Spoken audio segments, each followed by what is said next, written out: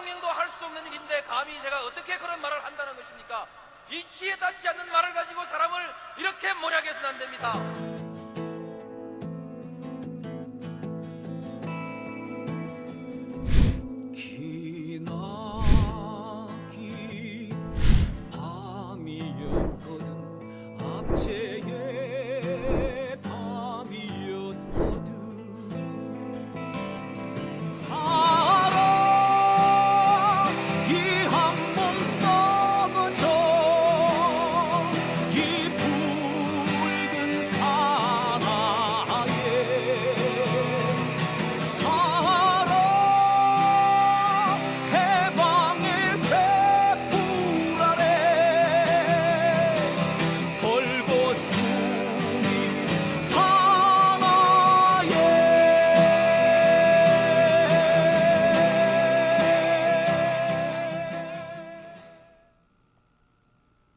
네, 오밤중의 뉴스 함께하고 계십니다. 자, 두 번째 주제는요. 오늘 열렸던 이화영 부지사에 대한 재판 소식입니다. 오늘 수원지방법원에서는 이화영 부지사를 대상으로 하는 대북송금 재판이 있었습니다. 제가 이 대북송금 관련 재판은 매번 여러분들한테 전해드리고는 있습니다만 취재하는데 상당히 어려움이 많았었습니다. 수원이니까 아무래도 좀 멀잖아요. 아무래도. 네, 왔다 갔다 하는 게 쉽지는 않았는데요. 자, 근데 제가 보니까 이 재판뿐만 아니라 많은 사건에 관심을 가지고 있는 젊은 청년들이 있어서 오늘 이 시간 함께 좀 꾸며보려고 합니다. 오늘 이화영 부지사의 이 대북송금 관련 재판을 직접 취재하고 온 우리 두 명의 젊은 친구들을 제가 소개하겠습니다. 2분 뉴스라고 하죠. 예, 유튜브 채널 2분 뉴스를 운영하고 있는 젊은 친구들입니다. 소개 좀 부탁드릴까요? 네. 예, 안녕하십니까. 2분 뉴스의 강지호라고 합니다. 네. 안녕하세요. 2분 뉴스의 대호라고 합니다. 반갑습니다. 네. 이대호? 김대호입니다. 김대호. 네. 예. 아니 이제 제가 이제 처음 대호라는 이름을 들었을 때 되게 낯이 익은 거예요. 귀에 익은 거야. 이거 내가 아는 사람인가? 어디서 들었지? 하다가 가만히 해보니까 갑자기 이대호가 생각나는 거야. 그래가지고, 예. 그래서 이대호 보니까, 김대호구나. 약간 실망했어요. 네. 예. 그래도 뭐 이대호든 김대호든 뭐 취재에 있어서는 아마, 훨씬 더 잘하지 않을까. 취재에 홈런을 때려주지 않을까. 은근히 기대해 볼게요. 알겠습니다. 아재 개그가. 예. 자, 오늘 이화영 부지사의 대북송금 관련 재판을 다녀오셨잖아요. 일단 뭐 간단하게 오늘 다녀오신 그 재판 관련된 얘기 좀 해보시겠습니까? 스케치, 법정 스케치라고 해야 되나요? 이런 얘기 좀 부탁드릴게요. 네. 대호가 먼저. 네, 안녕하세요. 오늘 열린 이화영 부지사 수원지방법원에서 열린 재판을 다녀왔는데요. 일단은 재판을 처음 가봤어요. 수원지방법원을 이제 처음 가봤는데 재판장에 가보니까 일단은 사람들이 조금 있더라고요. 기자는 한 8, 9명 정도 하고 많이 왔네 생각보다. 네. 일반인으로 보이는 사람들도 한 8, 9명이 있는데 그중에서 증인 출석하신 분들이 있더라고요. 그거 빼고 하면 한 4, 5명 정도. 그래서 한 15명 정도 이렇게 와 재판을 보러 다들 오셨더라고요. 그래서 이제 저희도 옆에 앉아서 같이 재판을 봤습니다. 그랬는데 이제 그 TV에서만나 뉴스로만 보던 이화영 부지사도 재판에 참석을 했는데 그 연하늘색이라고 해야 될까요? 수의. 예. 네. 그 복장을 입고 오셨어요. 그래가지고 그 모습을 보니까 저는 이제 뉴스로만 정장 입은 모습을 보다가 이제 그 모습을 실제로 보니까 이게 진짜 뭔가 잘못 돌아가고 있는구나. 그 복장을 입은 모습을 보니까 또 약간 여러 가지 생각이 좀 교차되더라고요. 그렇죠. 많은 분들이 이제 그 수의 입은 모습, 특히 이제 친인척 분들은, 가족분들은 그 모습 보면은 뭐 억장 무너진다 이런 말씀도 많이 하시죠. 그러니까 가까운 사람이나 잘 아는 분들은 그 복장부터 보면서 이제 짜증나더라, 답답하더라, 화가 난다 이런 얘기를 많이 하세요. 마음 아프다고 하시기도 하시죠. 어떻든가요, 오늘도? 저 같은 경우에도 이게 처음 오다 보니까 쉽지가 않네요. 아니 좀 긴장되시죠? 오늘 긴장도 좀 하는 것 같고. 약간 긴장도 하는 것 같고. 네. 제가 다녀온 바로는 저희는 이제 재판을 3번째 가는 거거든요. 네. 근데 아무래도 저희가 이제 중앙 쪽으로 가니까 사람이 되게 많았었는데 요번 재판은 사람이 좀 적다라는 생각도 들고 특히 이화영 재판 관련돼서 저는 상당히 중요하다라고 생각이 들었는데 생각보다 사람들이 좀 적게 와서 좀 아쉬웠다라는 생각이 듭니다. 특히나 원래 유튜버들이 뭐 중요 재판 같은 경우는 종종 참여를 많이 하더라고요. 그렇죠. 근데 왜 우리밖에 없을까라는 아쉬움이 좀 많이 나왔어요. 없을까? 예, 그렇죠. 이거 상당히 중요한 재판인데. 그렇죠. 많이 중요한 재판이죠. 그렇죠. 많이 중요한 재판인데 우리만 있으니까 좀 외롭더라고요. 외롭기도 하겠다. 그렇죠. 외롭기도 했겠다. 이게 참 그래요. 저도 이제 이런 재판 이런 얘기를 좀 들어보면은 이화영 부지사가 지금 약간 좀 소외받고 있다고 해야 되나? 그런 측면도 사실 없지 않아 있기는 해요. 그러니까 이화영 부지사 같은 경우에 사실 상당히 중요한 역할을 할 수밖에 없고 어떻게 보면 지금 홀로 외롭게 싸우는 그런 형국이잖아요. 그럼에도 불구하고 사람들의 관심 밖에 밀려나고 있지 않느냐. 근데 그것 때문에 이화영 부지사 측에서 조금 힘들어하시는 면도 있어요. 사실은 이 사모님 쪽에서는 조금 서운해하시기도 하신다 그러더라고요. 그러니까 지금 상황 보면 그렇잖아요. 검찰이 이화영 부지사에 대해 상당히 압박을 많이 하고 있고 그 압박을 거의 혼자서 견뎌내야 되는 뭐 그런 형국인데 그럼 응원을 하시는 분들이 좀 많았으면 좋겠다라는 생각을 하시는 거죠.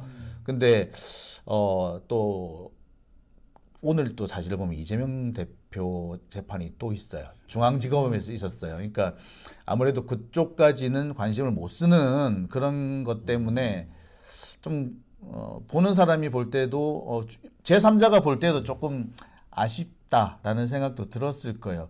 하지만 대신에 거기 갔기 때문에 좀 더 뿌듯하다고 해야 되나 사명감 같은 느껴졌을 것 같아요. 예, 그렇죠. 약간 그런 면은 있었던 것 같아요. 이제 사실 이재명 대표님 재판은 많은 참석을 그렇죠. 하잖아요. 많은 분들이 그래서 가시죠. 사실 저희는 또 작은 유튜버이기 때문에 사람들이 조금 관심을 덜 갖는 곳으로 가는 게 훨씬 더 좀 다양성을 위해서 좋지 않을까라는 생각도 들더라고요. 네.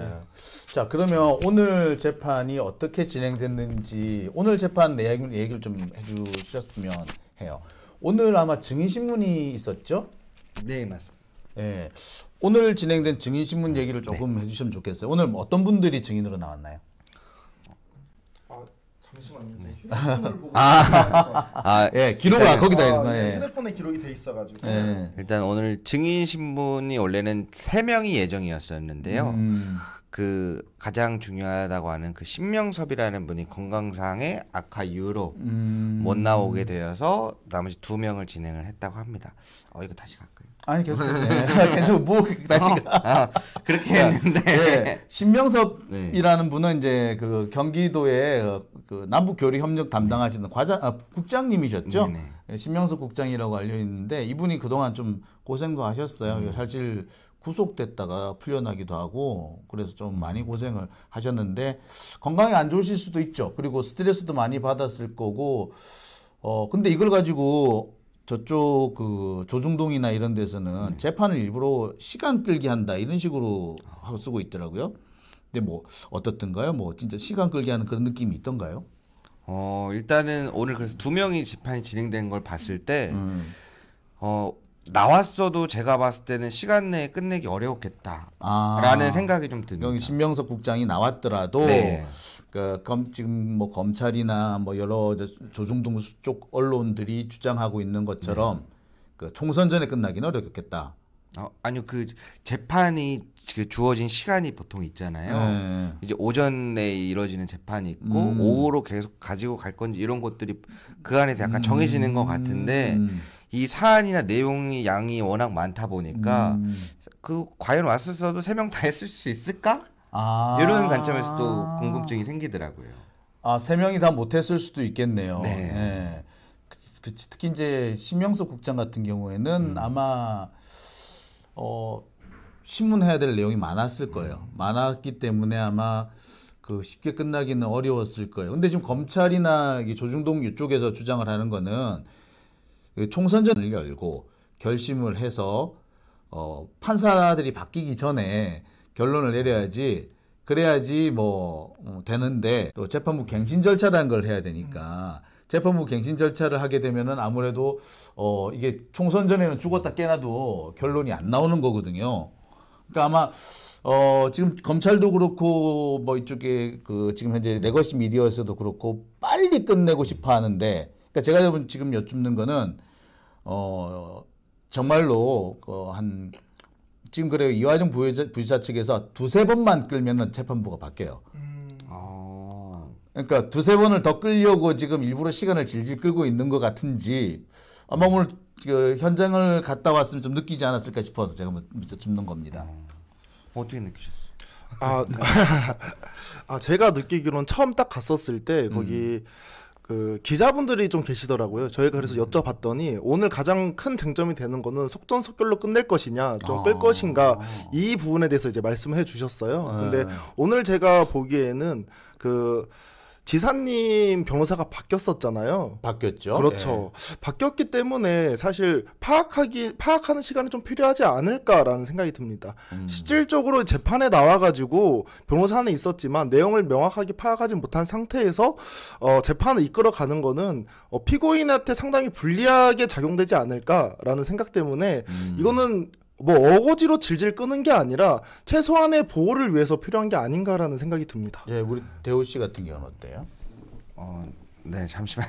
이야기가 너무 약간 재판을 잘 아는 사람들끼리 이야기인 것 같아서 제가 잠깐 앞에 살짝 설명을 드리자면 저희도 이번에 이화영 부지사 이 재판 자체를 잘 몰랐다가 이제 우연히 이제 좀 닫게 돼서 한번 보러 가자 하고 이제 보게 됐는데요. 이 중요한 점이 뭐가 있냐면 사실 이화영 부시장의 재판이라 그러면 사람들 내용을 잘 모르잖아요. 그렇죠.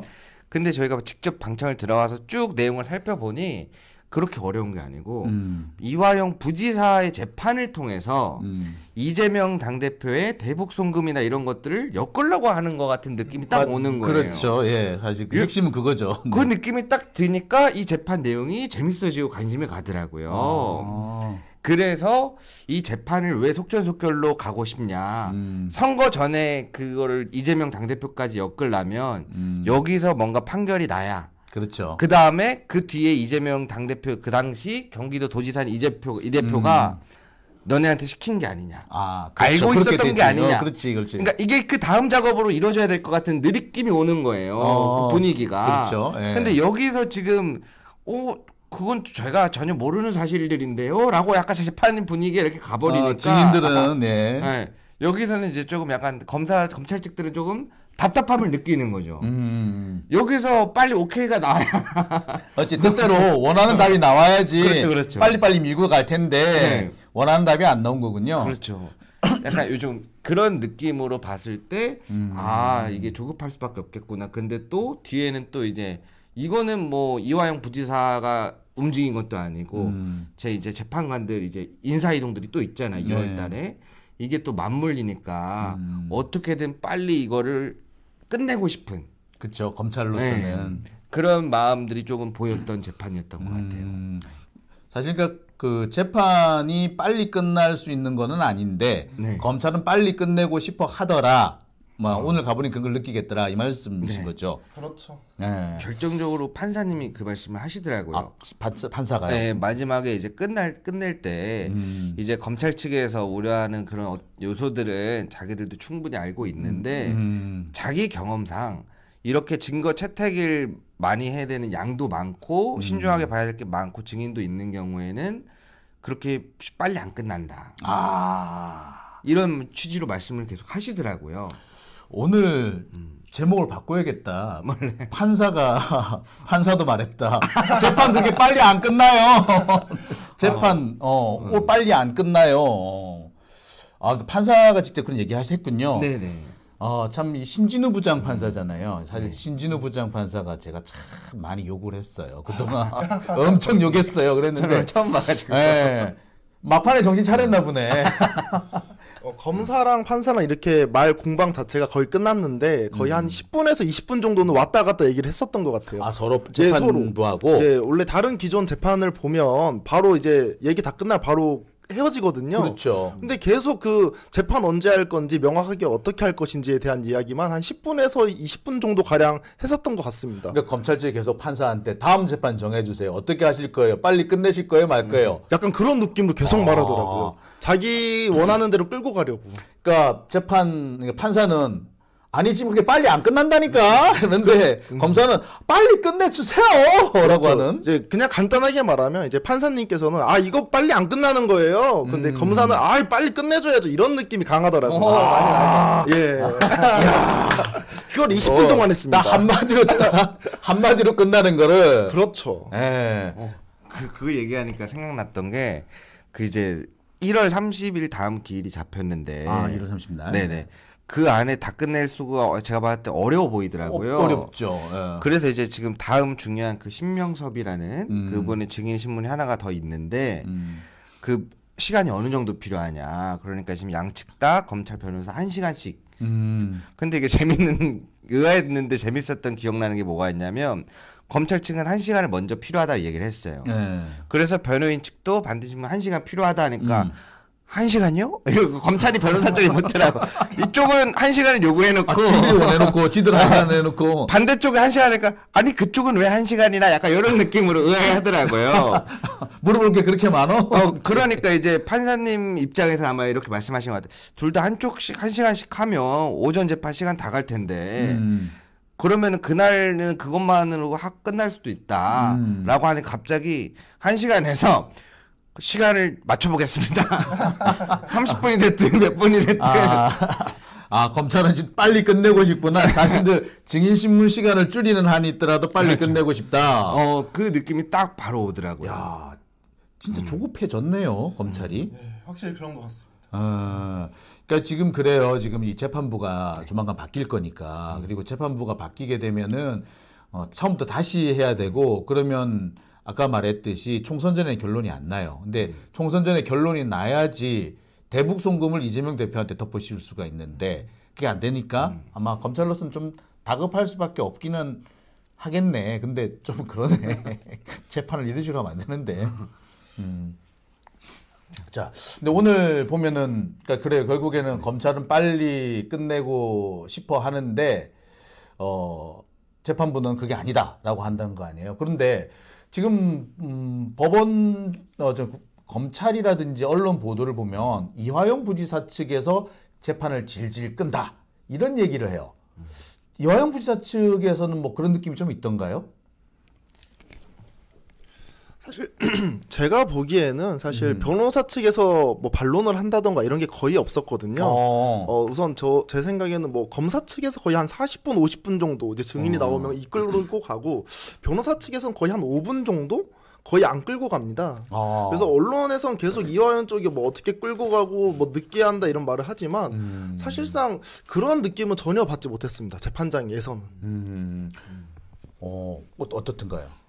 대훈 씨는? 저도 이제 이 부분에 대해서 이제 설명을 좀 쉽게 한 번 더 말씀드리자면 첫 번째 증인 신문이 이제 필적 감정하셨던 분이 이제 증인으로 출석을 하셨어요. 네.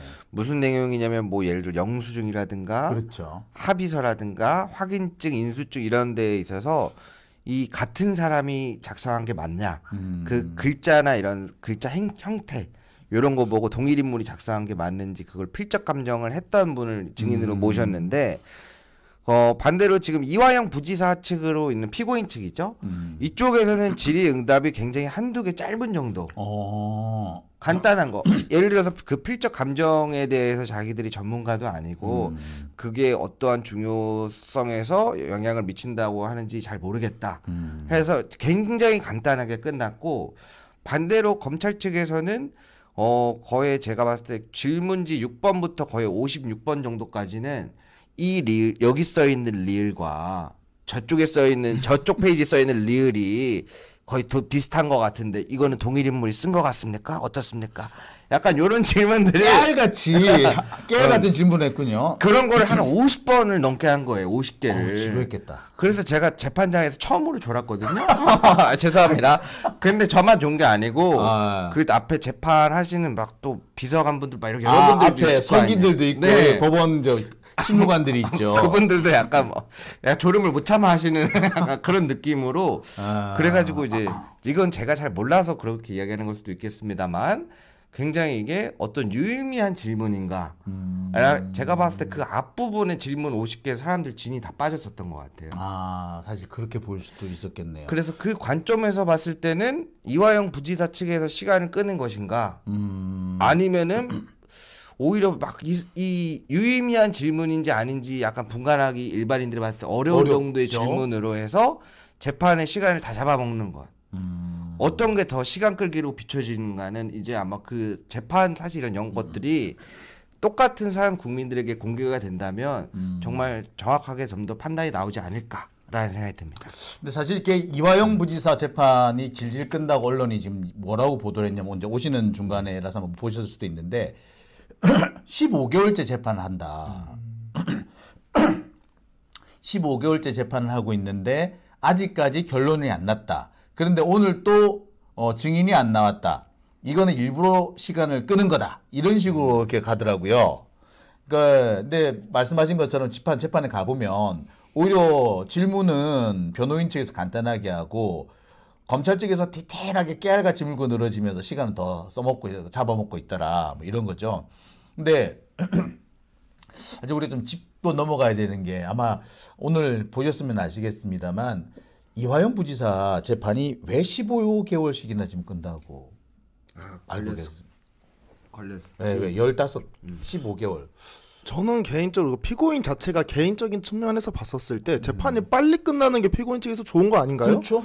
그래서 저는 통상적으로 언론사에서 말하는 것처럼 이화영 그쪽에서 뭐 총선 때문에 그렇다? 저는 끌고 온 상태에서 지금 이제 올해 총선이 있으니까 계속 민주당 쪽이라든지 이화영 쪽에서 이거 이재명 총선 이기기 위해서 끈다라고 고쳐 쓴 것 같다라는 생각이 듭니다. 약간의 뭐 음모론 같나요? 네. 예. 그래서 우리 대호 씨. 예. 저도 개인적인 생각을 이야기하셨으니까 저도 저만의 한번 생각을 이야기해 보자면 갑자기 든 생각인데요. 계획했던 건 이게 아니었을 것 같아요. 그냥 만약에 제가 반대 입장에 생각을 해봤을 때 사실 이 재판이 막 여러 개가 되면서 막 처음에 막 여러 가지가 나왔잖아요. 뭐 이재명 당대표 변호사비 대납부터 뭐 김성태 회장 안다 모른다부터 해고 쌍방울 막 여러 개 대북 송금까지 이어져 쓰고 싶은 대로 소스를 갖다 쓰다가 이제 중요한 총선이 이제 됐으니 결정적으로 하나가 끝맺음을 내고 이제 이재명 대표를 엮어야 되는데 쓰고 타이밍을 못 맞춘 거예요.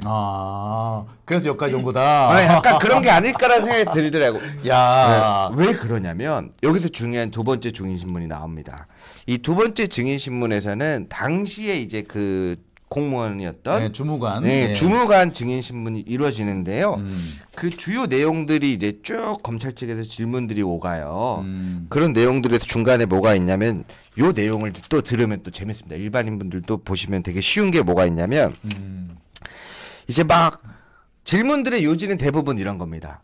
주무관한테 그 남북 교류 협력 그 프로젝트 할 당시에 혹시 이재명 당시 경기도지사 때 성남시장 방북 추진 관련해 가지고 이야기 들어본 게 있냐? 그러니까 그 어떻게 보자면 실무관인데 너 방북한다는 얘기 들어봤어? 이런 얘기. 그렇죠. 그래서 이제 그 주무관은 그런 거 들어본 적 없다. 모를 수도 있죠. 실무관에서는 이야기가 나왔거든요. 근데 이런 부분을 계속해서 질문을 해요. 그러면은 쌍방울 관계자들은 같이 식사하거나 만난 적 있냐? 주무관들이요? 실무관들이 만날 수 있나? 글쎄. 그래서 뭐라고 하던가요? 그래서 없다. 없겠지. 그러니까. 본 적도 없고 없다. 관계된 사람이 없고 뭐 자기가 있었던 자리 안에서는 없었다라고 이야기를 하시더라고요. 그랬더니 재미있는 사진이 한 장이 나옵니다. 어떤 사진? 이게 질문이 끝까지 가요. 그러면 이화영 부시장이 쌍방울 사람 누군가를 만나러 간다던가 그 사람들을 만나러 어디를 갔다 온다던가 이런 이야기를 한 적이 있냐 그래서 그러니까 주무관 뭐라고 얘기하시냐면 부시장이 저한테요? 약간 그런 느낌? 뭐라 대답을 하시더라고요. 그렇지. 부시장이 그렇지. 저한테 그런 걸 보고 할까? 약간 이런 느낌 있잖아요. 그렇죠. 나도 듣는 순간 좀 당황했어. 부지사가 실무 아니면 6급 정도잖아요. 네네. 부지사. 6급한테 나 어디 갔다 올게라고 얘기를 한단 말이야. 저 신선한 아이디어인데. 그래서 이게 저도 들으면서 이게 질문이 맞나?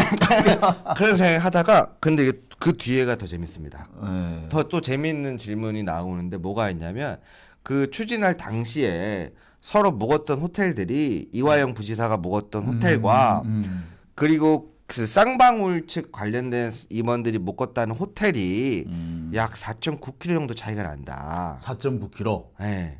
거기가 아마 베이징인가요? 뭐 네네네, 그럴 그쪽에. 거예요. 예.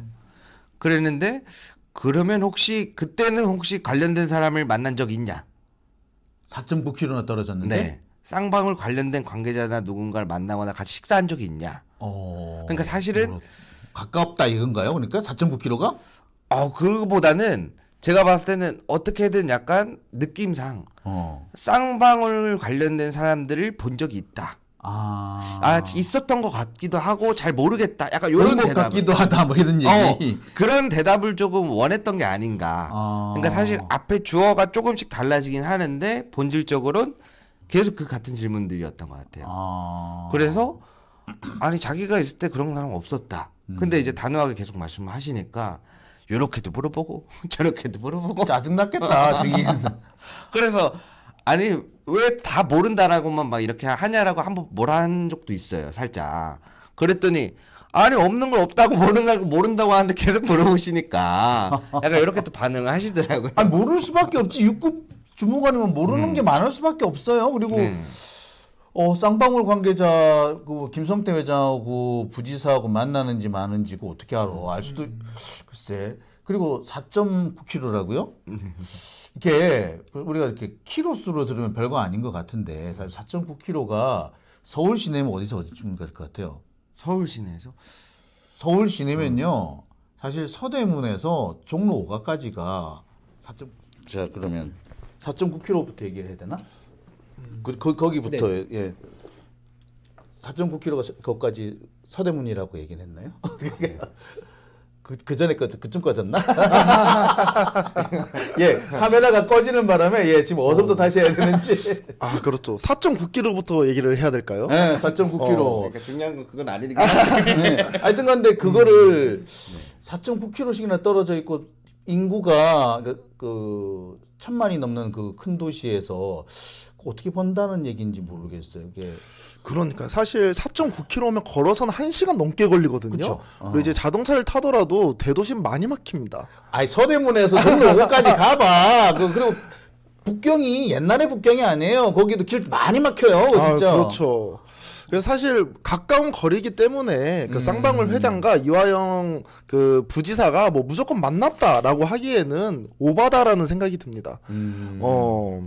근데 원래 사실은 이 이화영 부지사 재판이 실제 시작은 원래는 이게 이게 대북 송금으로 시작된 사건이 아니고 원래 시작은 사실은 그 법카 때문에 시작된 거예요. 법카요. 네, 이화영 부지사가 그 쌍방울의 법카를 받아가지고 쓴 거예요. 이 법카를 쓴 게 정치자금법 위반이냐 아니면 뇌물이냐 이게 시작이어서 실은. 그리고 그 이전에는 뭐였냐면 이재명 대표의 그 변호사비를 쌍방울이 대납해 줬느냐 아니냐 이거였다가 갑자기 대납이 안 되니까 이화영으로 넘어가서 이화영에서 그 이화영의 법카에서 갑자기 대북 송금으로 넘어온 거예요. 그리고 실제 재판이 이렇게 길어진 것도 15개월씩이나 재판이 넘어간 것도 이 과정이 고스란히 다 들어가는 거예요. 약간 보니까 안 되면 되게 하라 이런 식의 재판인 느낌이 나네요. 검찰 측에서. 뭐든 하나든 얻어 걸려라. 뭐 하나 얻어 걸리면 된다. 뭐든 하나 걸리면 된다. 변호사비 대납이 안 되면 이화영을 잡아놓고 이화영이 안 되면 그걸로 대북 송금으로 잡아놓고 그렇게 하겠다는 거고 그게 사실은 이재명을 죽이려고 했던 건데 그게 뜻대로 안 된 거고 그러다 보니 시간을 끌었고 그랬는데 이게 이제 마침내 총선이 다가온 거야. 그렇죠. 예, 그래서 그 긴 시간 동안 이제 그 검찰이 쏟아부은 게 있기 때문에 이화영이 무죄가 나오기는 어려워요, 지금 현재 상태로는. 그러니까 뭔가 유죄가 나올 거고 유죄가 나오면 이 다음 단계는 이재명한테 갈 수 있다라고 생각을 하는 거죠. 그래서 제가 재판을 딱 봤었을 때 중간중간 이재명 대표에 대한 얘기가 계속 나오거든요. 이건 이재명 재판이 아닌데. 그렇죠. 이거는 이재명 재판이 아니라 이화영 재판입니다. 그런데 그렇지. 중간중간에 계속 말을 묻다가 혹시 이재명 대표도 알고 있지 않아요? 약간 이런 식의 계속 대화를 이재명 대표도 알 수 있지 않을까 이런 거를 계속 증인한테 물어봅니다. 그리고 뭐라고 대답을 해야 될까요? 예. 제가 이어서 이거 제가 우리 재우 씨. 이게 기억이 갑자기 새록새록해져가지고 네. 이게 재밌는 게 뭐가 있냐면요. 그 질문 그런 질문을 합니다. 이런 내용들 이재명 대표한테 보고한 적이 있지 않냐고 물어봐요. 근데 이제 그 주무관이 정말 솔직한 답변을 합니다. 이 답변을 들으면 누구 말이 진짜인지 딱 여러분들이 판단할 수 있는 게 저는 보통 과장님 아니면 국장님한테 보고하는데요. 그러니까 자기 위에 바로 사람한테 보고를 하잖아요. 이걸 보고했느냐, 누구한테 보고했니? 이걸 이렇게 물어봐야겠는데 이재명한테 보고했니? 이재명 알지 않아? 그렇죠. 그러니까 좀 당황스럽지 않겠어요? 그러면 네? 이렇게 하지. 그러니까 일선 부대 가면 중대장이 있잖아요. 중대장이고 소대장이 있는데 소대장이 사단장한테 보고했냐고 묻는 거나 똑같아요. 사단장님 아시니? 소대장 알아? 이러면 저 중대장님한테 보고했는데요. 네, 그 얘기를 하는 상황이라고 보시면 될 것 같네요. 자, 근데 사실 이번 사건에서 제가 이게 막판에 이게 좀 결정적인 어떤 고비가 되겠구나라고 싶었던 게 실은 아까 뭐 잠시 얘기를 하다가 말았는데 이 필적 감정 얘기가 좀 나왔잖아요. 그러니까 사실 필적 감정 부분이 상당히 중요한 게 의외로 중요한 게 될 수도 있어요.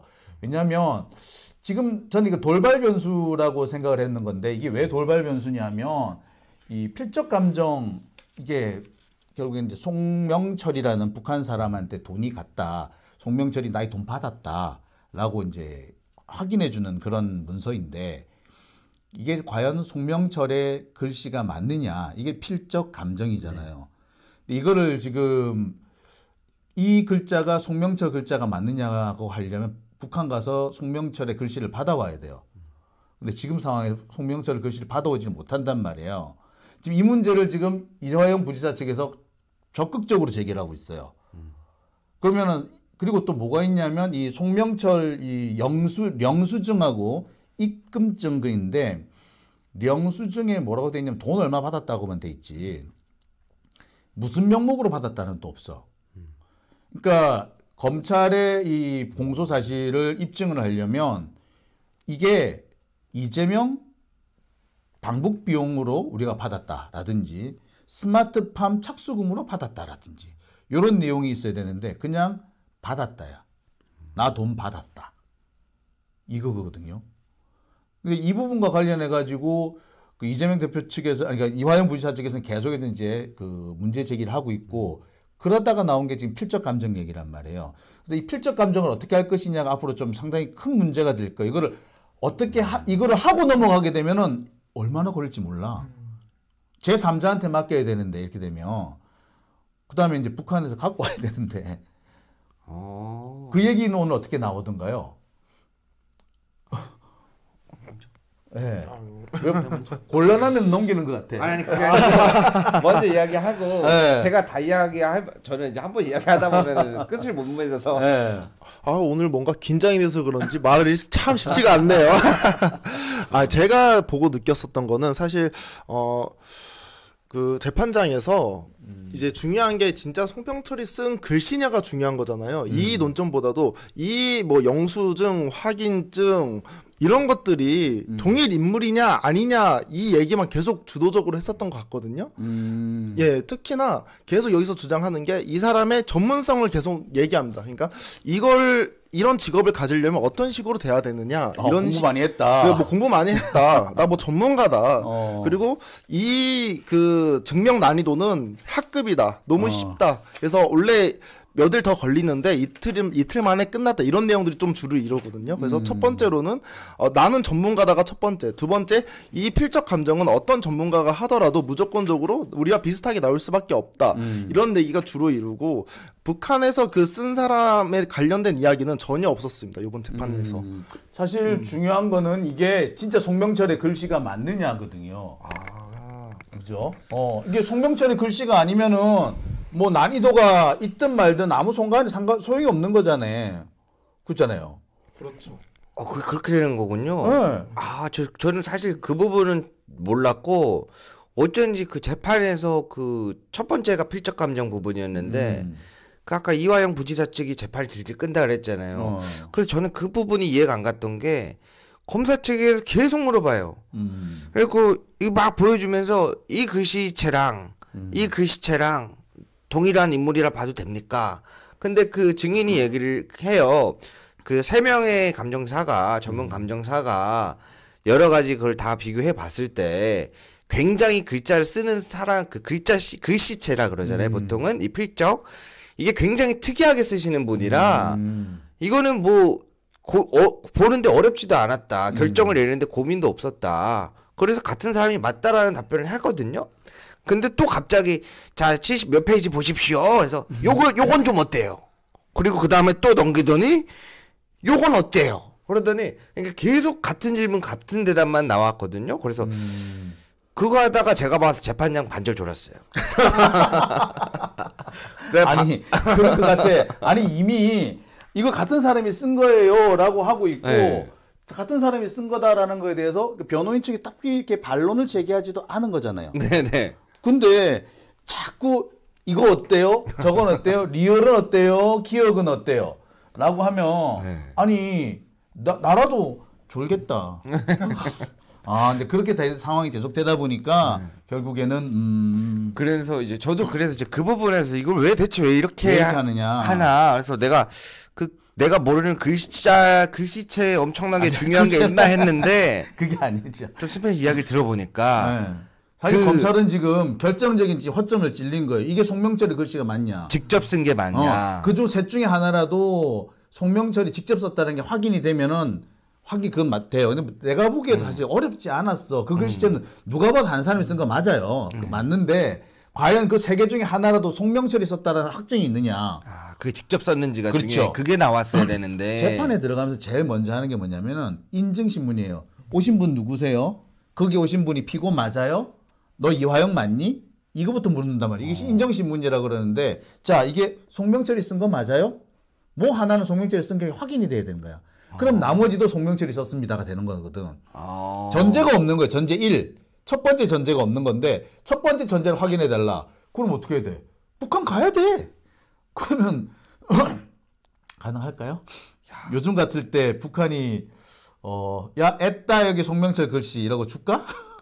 죄송합니다. 제가 정정해도 될까요? 그래서 제가 사실 이화영 부지사 재판 자체 내용을 그렇게 잘 알지는 못하는 부분도 있기 때문에 조심스러웠는데 오늘 딱 여러 가지를 종합해서 선배님 이야기까지 딱 종합해서 들어본 결과 제가 봤을 때 이건 재판을 이화영 부지사 측이 질질 끄는 게 아니고 이쪽에서 했다는 명확한 증거 자체가 지금 없는 그렇죠. 상태인 것 같아요. 그렇죠. 바로 그거예요. 그래서 뭐가 있든 하나를 빨리 만들어야 되는 것 같은 느낌인 것 같아요. 네. 여러분 우리 저기 맨날 이렇게 요즘 젊은 친구도 어떡하냐고 했는데 이런 친구들도 있습니다. 보시죠. 네. 그리고 우리가 그래서 충분히 우리 젊은 친구들한테 정보가 제공되지 않았기 때문에 또 조금 우리랑 생각이 다른 거지. 충분한 정보가 있으면 이래요. 우리보다 훨씬 더 낫죠. 그렇죠, 여러분. 판단력 보세요, 이거. 그러니까요. 뭐야? 그리고 약간 친구들 그런 게 있는 것 같아요. 이게 워낙 요즘에 취직이 어렵습니다. 그렇죠. 이 어느 정도 이제 윤석열 정부의 책임도 약간 있지 않나라는 생각이 들어요. 요번에 막 취업하는 친구들 물어보면 신입 공채를 뽑지를 않습니다.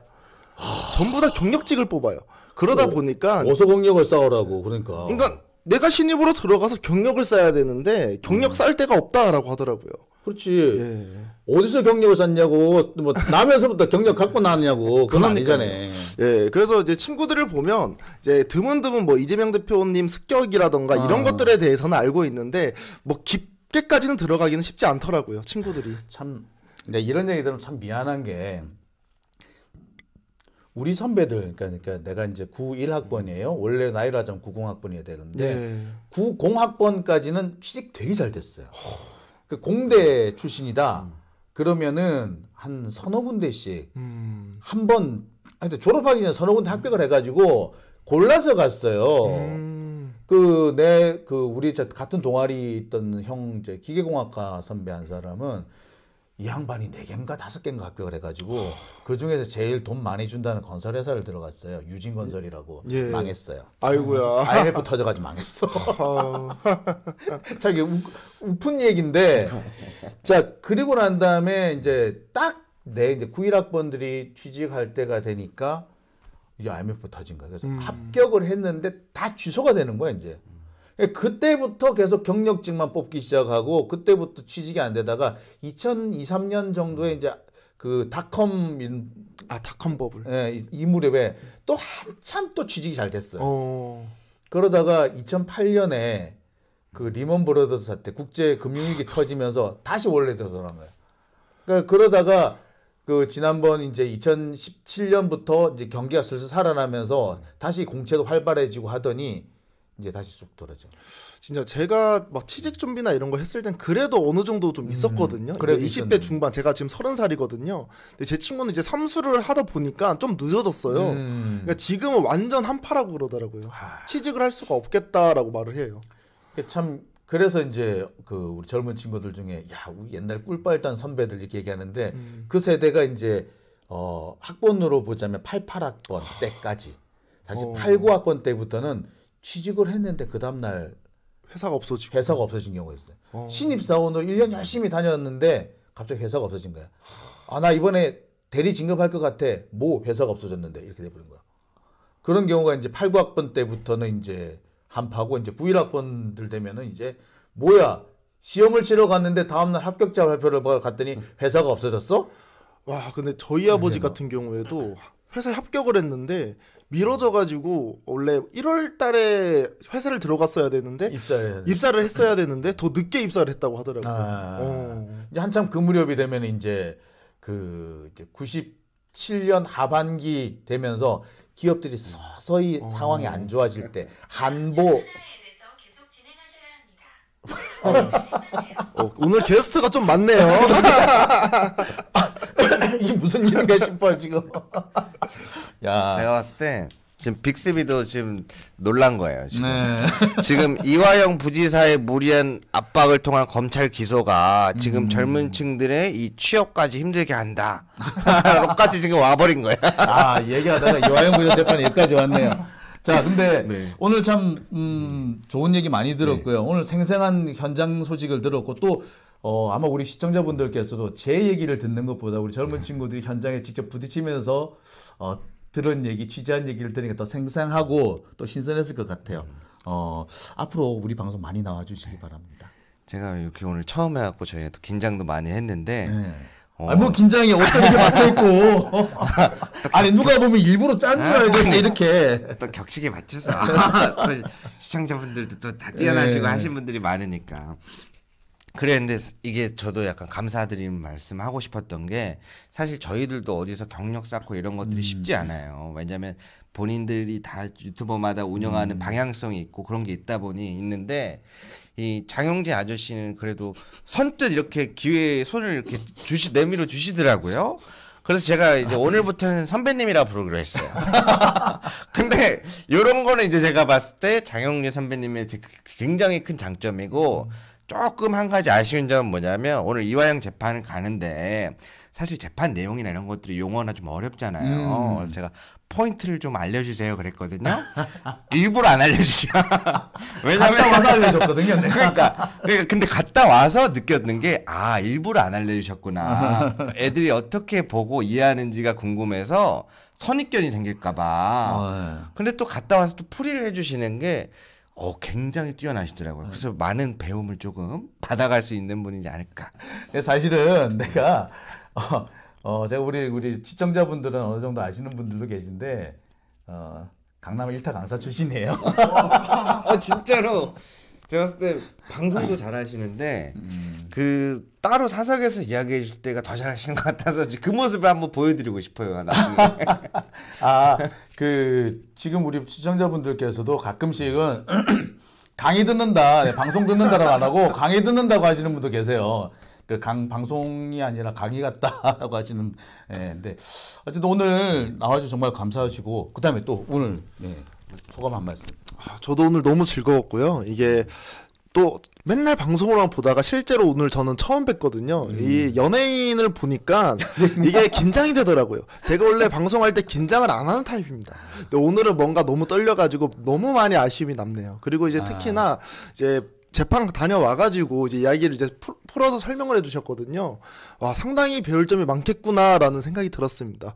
그래서 이제 많이 출연해주면 좋겠다라고 이제 말씀하셨지만 저희는 불러만 주시면 언제든지 달려가도록 하겠습니다.